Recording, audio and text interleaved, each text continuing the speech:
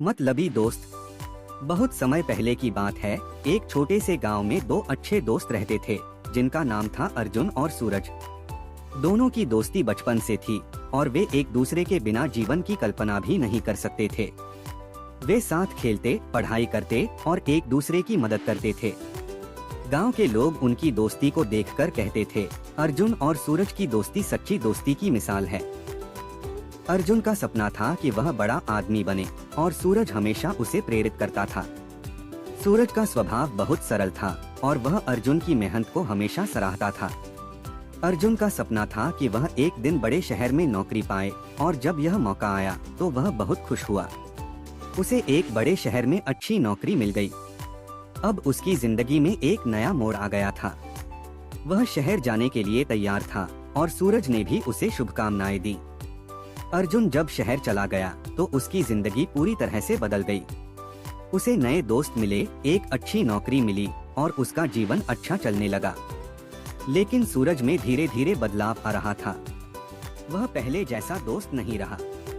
शुरुआत में तो उसने अर्जुन से संपर्क बनाए रखा, लेकिन समय के साथ वह उससे कम मिलने जुलने लगा।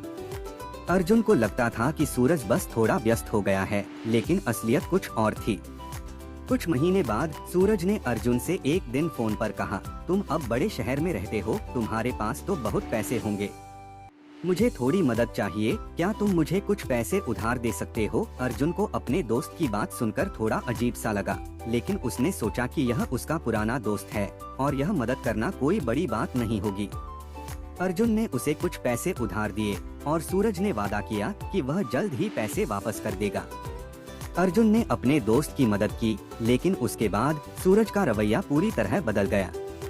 वह अर्जुन से न तो मिलने आया और न ही फोन पर बात की।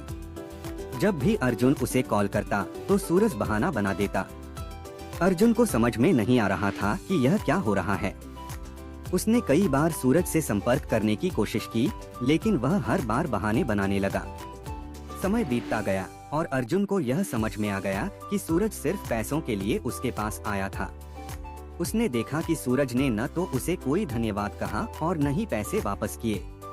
अर्जुन को अब यह एहसास हुआ कि सूरज ने उसकी दोस्ती का फायदा सिर्फ अपनी जरूरतों को पूरा करने के लिए उठाया था।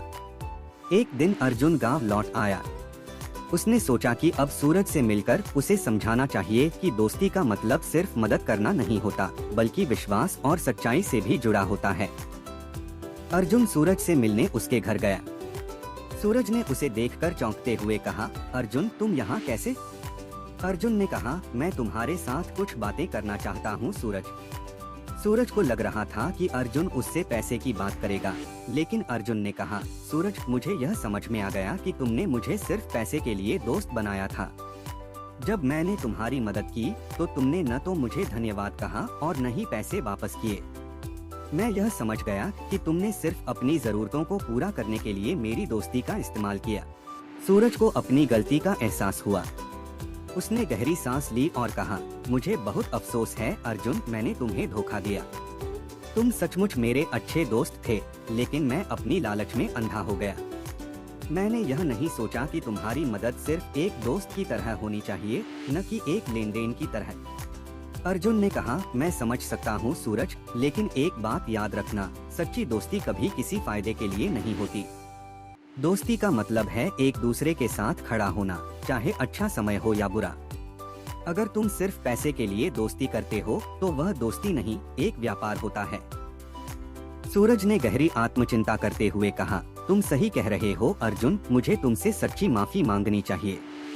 मैं जानता हूँ कि मैंने तुम्हारी नजरों में अपनी अहमियत खो दी है, लेकिन मैं तुम्हारे साथ फिर से अच्छा दोस्त बनना चाहता हूँ। अर्जुन ने मुस्कुराते हुए कहा, सूरज मैं जानता हूँ कि हर इंसान से गलती हो सकती है। अगर तुम अपनी गलती सुधारने की कोशिश कर रहे हो तो मैं तुम्हें माफ कर सकता हूँ, लेकिन अब से हमें सच्ची दोस्ती की अहमियत समझनी होगी। सूरज ने अर्जुन से माफी मांगी और वादा किया कि वह कभी भी अपनी गलतियों को दोहराएगा नहीं। अर्जुन ने उसे माफ कर दिया, लेकिन उसने यह भी सिखाया कि दोस्ती का मतलब सिर्फ प्यार और विश्वास होता है, न कि स्वार्थ। इस कहानी से हमें यह सीखने को मिलता है कि सच्ची दोस्ती हमेशा एक दूसरे की मदद और विश्वास पर आधारित होती है। जो दोस्त केवल अपने फायदे के लिए साथ रहते हैं, वह असली दोस्त नहीं होते। जीवन में सच्चे दोस्त वही होते हैं जो आपके अच्छे और बुरे समय में साथ रहते हैं।